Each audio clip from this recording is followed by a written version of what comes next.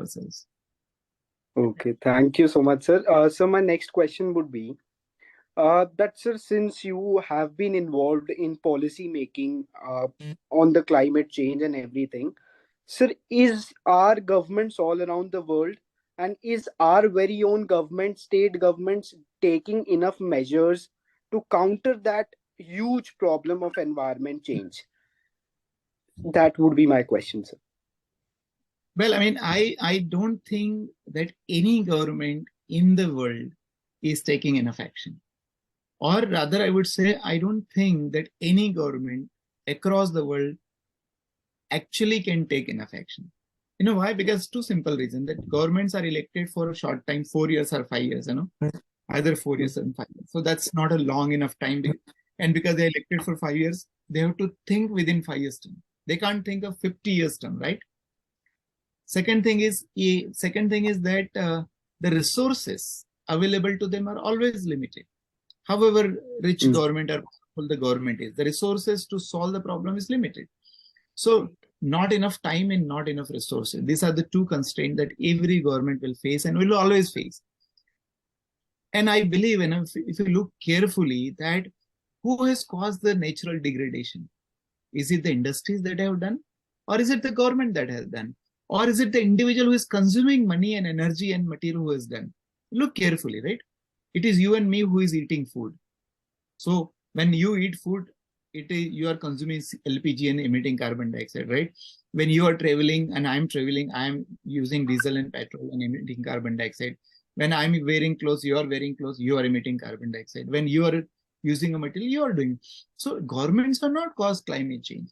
Industry have not caused the climate change. Every user of energy and every user of material has caused the climate change. And rich person or poor person, American or African or Indian, everybody has contributed to the climate change. So I believe that it is not the government or not the policy or not the industry that will solve the problem. It is the behavior of every user. It is the behavior of every individual who, when understands what is the impact of my daily action on the environment, when until every individual understands, there is absolutely no way governments can solve it. There is absolutely no way science and technology can solve it. It is ultimately the behavioral problem.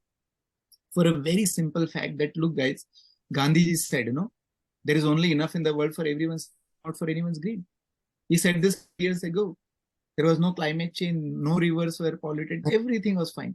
So Gandhi ji ka dimag kharab ho gaya tha 100 saal pehle. There is only enough in the world for everyone's need, not for anyone's greed. For a very simple fact that no matter what you do, the size of your planet is fixed and finite.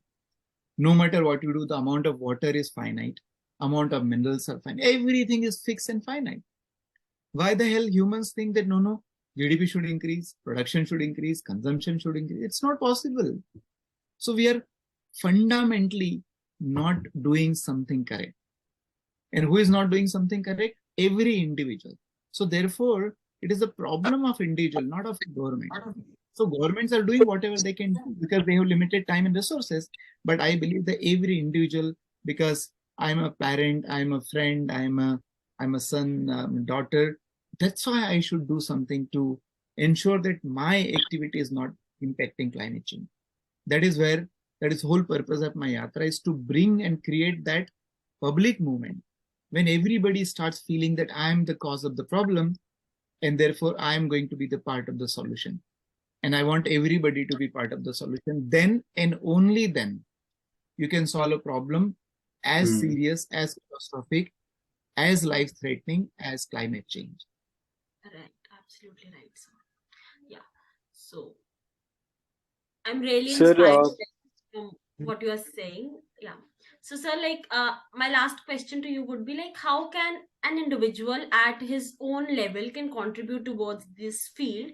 And there are many young students, right, who want to explore this issue and actually work for it. So, what would be your suggestion to them? And yes, Gaurav. so Well, I mean, also, sir, if Go I could ahead. just add on to Ashima's question, so many of the young students who recently come to the University of Delhi, where we are there, basically many of them have recently been interested towards this field of climate activism.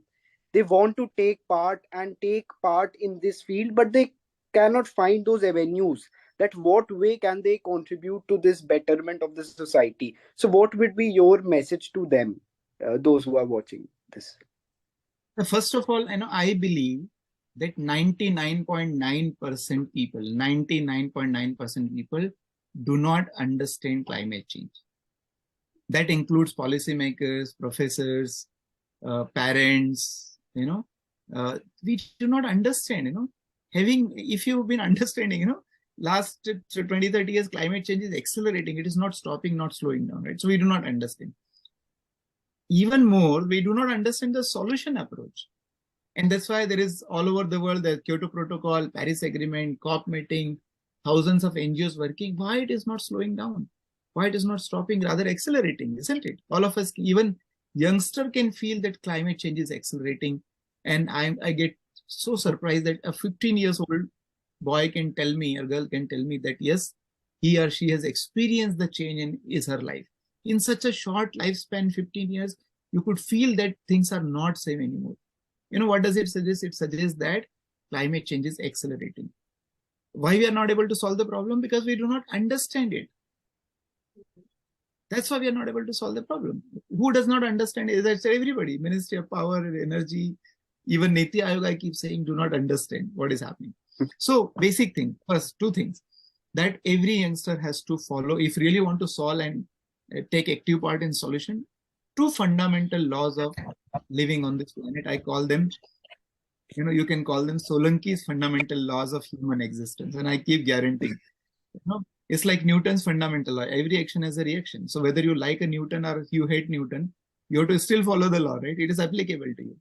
Similarly, what I'm going to say, whether you like it or not, it is applicable. And like in our home, when we live, we follow rules, right? We cook in the kitchen, we sleep in the bedroom, we take bath in the bathroom. We don't do otherwise. We don't cook in the bedroom and take bath in the kitchen, right? So planet is our bigger home. And we need to follow some rules to live on this planet. There are two fundamental rules. We cannot afford to violate this rule, which we do every day, by the way. What? Limit your consumption, because everything is limited in this world. Number two, localize your production, because centralized production will always result in inequity and the violence in the world. Limit your consumption, localize your production. So all youngsters, this is, is a ultimate formula if you really want to be solving the problem. So let me give you an example. So if you want to consume water, for example, limit your consumption, localize your production means what? First, learn to limit the consumption of water. Do not waste water. Do not take bath in the bathtub. I keep taking jokingly everybody. Sometimes it is good not to take bath also. You save water. So limiting consumption. Localizing production means recharge locally. We are taking water from 500 kilometers away, 1,000 kilometers away. Not a good idea. When you want to consume food, limit your consumption. Don't waste. Localize your production. Use local food. When you want to wear clothes, limit your consumption. Don't fill up your cupboards full of clothes, and some clothes keep waiting for honor to, when my turn is going to come and when my honor is going to wear me. Sometimes it's years of waiting. And localize your production means use local clothes. And the last and the most important thing is energy that has created the problem in the world, the carbon-based energy. The first rule to consume energy is limit your consumption. And second rule is localize your production. First, you reduce your energy consumption, then you produce it locally on your rooftop. So for example, at my home, at IIT Bombay, there is no fridge at my home. There's no geyser at my home. There is no air conditioner. I stopped wearing iron clothes.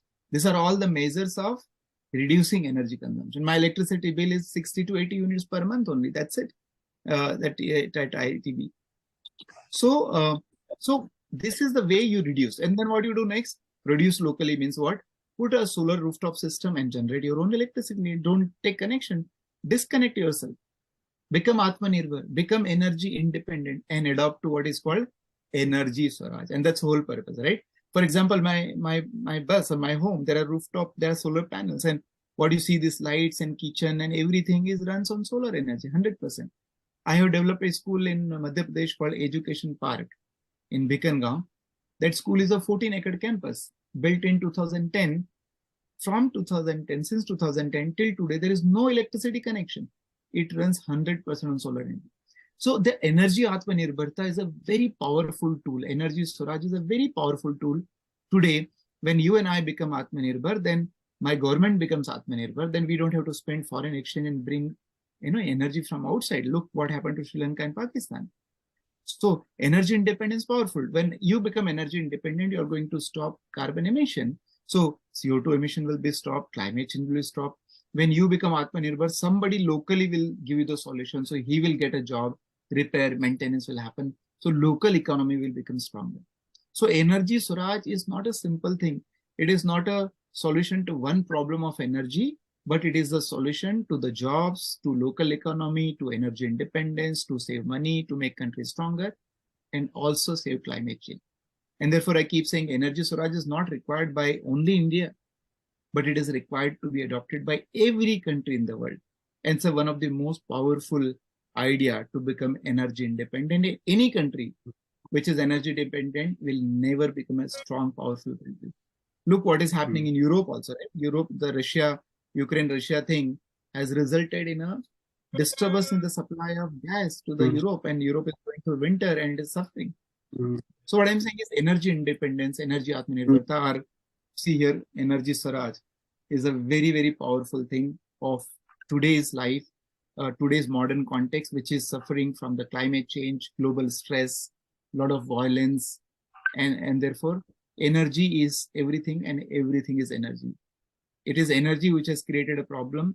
It is energy which is going to solve it. We have to come back to the solar energy. Solar energy is the cause of our existence. We exist on this planet only because of the sun. We have lost the track, रास्ता भटक गए. बोलते हैं हिंदी में, जहाज का पंछी रास्ता भटक जाए तो उसको वापस जहाज पे आना पड़ता है. ये मॉडर्न ह्यूमंस पिछले 70-80 सालों में रास्ता भटक गए. हमको कोल यूज करना, petrol, diesel, which are not fine, which are not infinite. So we have to come back to the center of our existence, that is solar energy. And when we come all on solar energy, we adopt to energy Swaraj. And when we adopt to energy Swaraj, we make human life sustainable in true sense on this planet. Thank you so much, sir. Thank you so much. It was really enlightening, and we all, I'm sure everybody will just love this interview of the entire series. I myself feel to be motivated towards working towards this energy Swaraj. I hope that I'll be able to join you one day in that journey. Thank you so much for gracing us with your Most presence. welcome. Sir. I invite youngsters to join me. You can join me for 2 weeks time, be part of the yatra and just see, go around the country and see how things are happening. And it's only youngsters that will be effective in solving the problem. And we want every young person to understand this and be the part of Energy Swaraj movement. So we wanted to have you in offline mode. I'm not sure whether you are aware or not, but you have a cult following in the youth of the country. Everybody just knows the solar man of India, and everybody wanted to meet you. Unfortunately, due to some constraint of logistics, we were not able to have you. But we would love to have you on campus sometime, anytime when we are able to get that slot, sir. It was really an honor to have you with us. And on behalf of the Roundtable Society, Kirodimal College, Ashima and I personally thank you from the bottom of our heart for joining us today, sir, and giving your valuable time. Thank you so much, sir. Thank you so Thanks much, to sir, both of you. And the answer is always as good as the question is. So when the question is good, I really feel giving good answer. So both of you are really good, and I think asked really good question.